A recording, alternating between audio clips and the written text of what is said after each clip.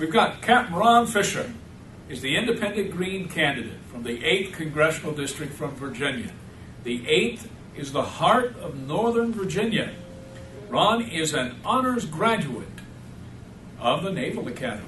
In the Navy, he served in destroyers, nuclear submarines as an engineer and project manager. His awards include the Legion of Merit. Ron is a family man, a businessman, a progressive, and an anti-war activist. Ron Fisher. Thank you, Kerry. Thanks to all the independent Greens for setting this up today, and I appreciate the audience, especially Mr. John Hurley.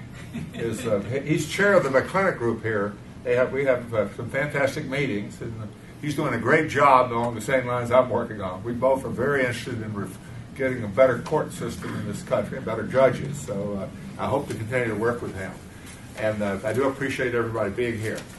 I'm amazed at what we have today. We have, in the richest country in the world, we have 15 million children in poverty. We increased 1 million over the last year. Around the world, we have billions without the basic necessities of life: water, food, clothing. This is absolutely absurd that we put up with this.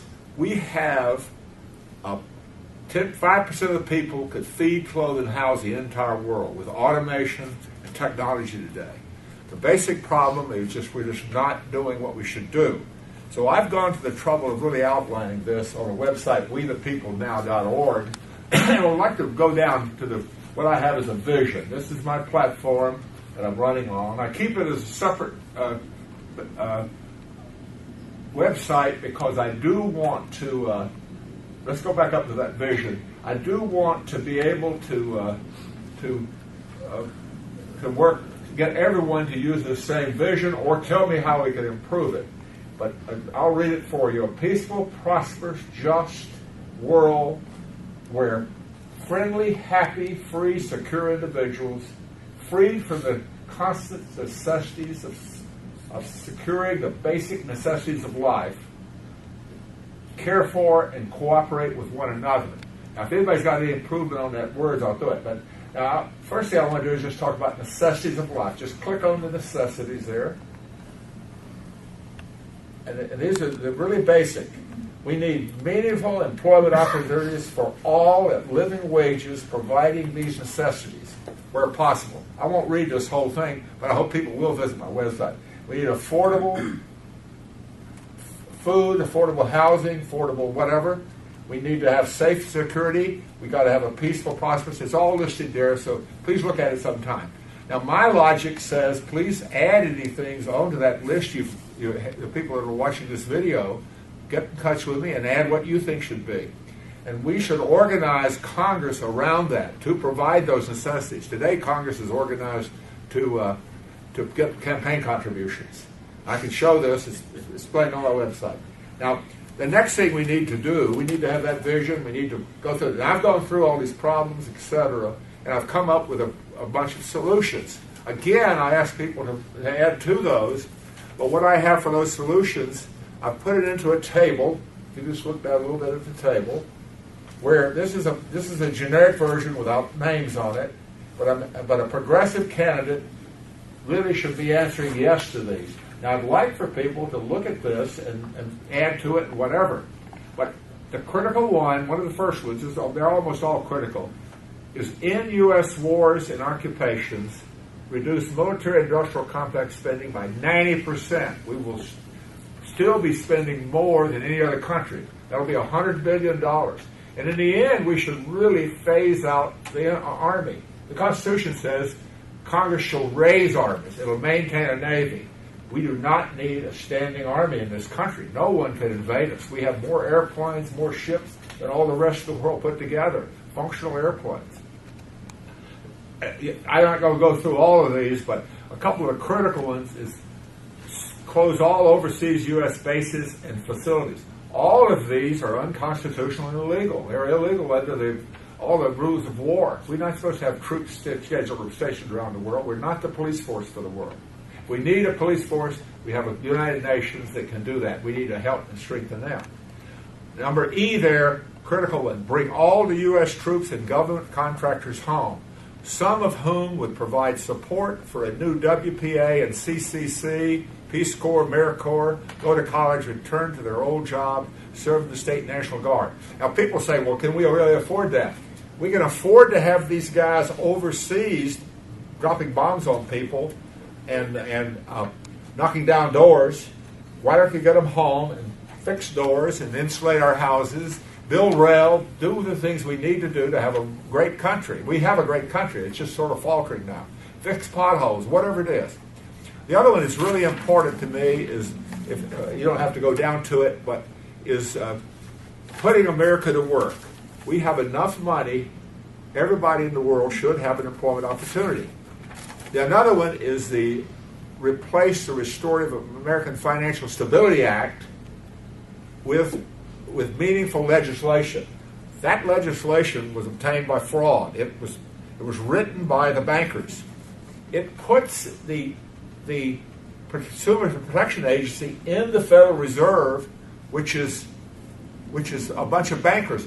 The Federal Reserve is a Delaware corporation of bankers and banks, and they are printing money out of thin air. They're loaning it to the federal government. They've loaned us the federal government over $500 billion. They're planning on loaning another $500 billion. The taxpayers will have to work to pay those bankers back. And if you think they're going to regulate, they're not going to do that. They're owned by bankers. They're not going to reduce these horrible interest rates we have. There's no limit on interest rates.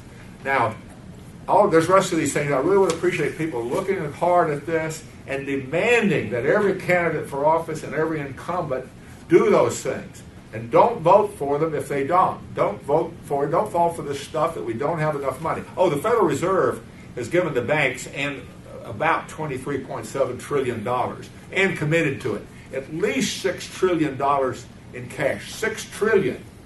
We should recoup at least $5 trillion of that, and that's where we get the money for the jobs. This is BS about the fact that that we're going broke. This country is resourceful. We've got to get people to work. When they're working, they'll pay their taxes, they'll pay their mortgages, they'll pay the Social Security. Social Security is not a problem. Don't let these guys convince you of that. Social Security is sound to at least the year 2037 if we don't do anything. If we get people to work, it'll be sound forever. Medicare also. Oh, another one, the important one. The current Patient Protection and Affordable Care Act is an absurdity. It fees billions of dollars to the insurance companies. Absolutely wasted. Don't lay off those people. Get them working in whatever they want to work in, healthcare, whatever, but not as insurance companies. The federal government should not give any money to insurance companies. We can do volume buys, pay people good salaries and wages instead of by the patient.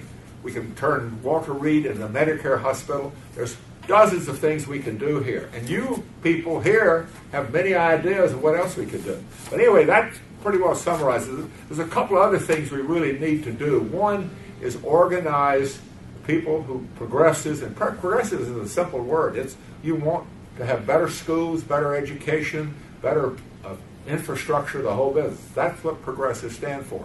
So us progressives need to work together, and I think get organized by zip code. I chaired a couple of campaigns, and that's the way I organize it, because people don't know much about their district or whatever. Organize by zip code, work from the same agenda. I propose what I have here as the initial agenda. Add to it whatever. It's got many, many other things in it. It's on the website, wethepeoplenow.org. And the other thing we need to do is demand that our public service act as public servants. These generals and admirals, we should not be fighting wars around the world. It's absolutely unconstitutional. And Congress is the basic problem. They keep providing money. They increase. One of my opponent, the incumbent opponent, voted to increase defense spending by more than what the EPA gets a year. The increase in defense spending will be more than EPA's budget. No wonder that we have this oil spill down in the Gulf. We're spending all this money, wasting all this money on a bunch of weapons we could not use in this new world. And we have plenty of weapons. We're just spending more money on testing nuclear weapons. It's absolutely criminal. There's no way you can fire a nuclear weapon without killing a bunch of civilians. It is illegal to use nuclear weapons as a deterrent or whatever. They're absolutely illegal. Now, I've got other things on my website there. Oh, the other thing, the critical point, is we need to humanely and privately